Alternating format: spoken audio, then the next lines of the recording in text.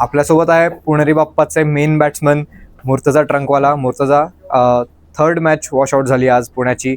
काय ड्रेसिंग रूममध्ये चर्चा? मुलं एक्सायटेड आहेत खेळायला का काय? ऑब्व्हियसली एक्सायटेड तर आहेच खेळायला.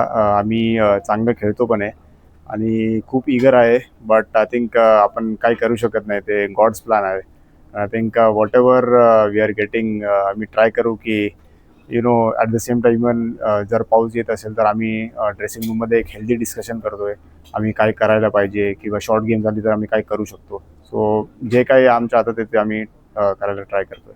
आज सातारा वॉरियर्स सोबत फर्स्ट मॅच होती आणि ती वॉशआउट झाली. सो आता जी लास्ट मॅच आहे तुमची सातारा वॉरियर्स सोबत, त्याच्यामध्ये काही एक ॲडव्हान्टेज किंवा एक रिस्क असणार आहे कारण तुम्ही फर्स्ट टाइम खेळणार आहात? Obviously every match is important. दर मॅचला आम्ही तेच सिमिलर प्रिपरेशन जातो जिंकायला. आणि फर्स्ट मॅच असेल किंवा लास्ट मॅच असेल, आमचं प्रिपरेशन ऑन पॉईंटच असणार आहे. But at the same time I think washout game असतात ते खूप डिसअपॉइंटिंग असतात anyway. But as I said earlier काय करू शकत नाही. आणि very very close to playoffs, तर त्याबद्दल काय सांगशील? त्याच्याबद्दल चर्चा होते ड्रेसिंग रूममध्ये.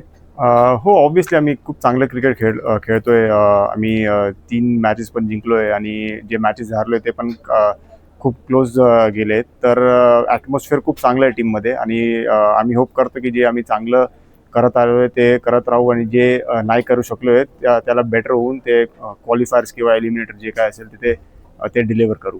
खूप छान मराठीत बोलतोयस. पुणेरी बाप्पाच्या फ्रँचाईजमध्ये खेळताना कसं वाटतंय? लास्ट 2 वर्ष CSK मध्ये होतो. आता पुणेरी बाप्पा मोठी फ्रँचाईज आहे आणि Pune being hub of Maharashtra cricket. So खूप चांगलं वाटतंय.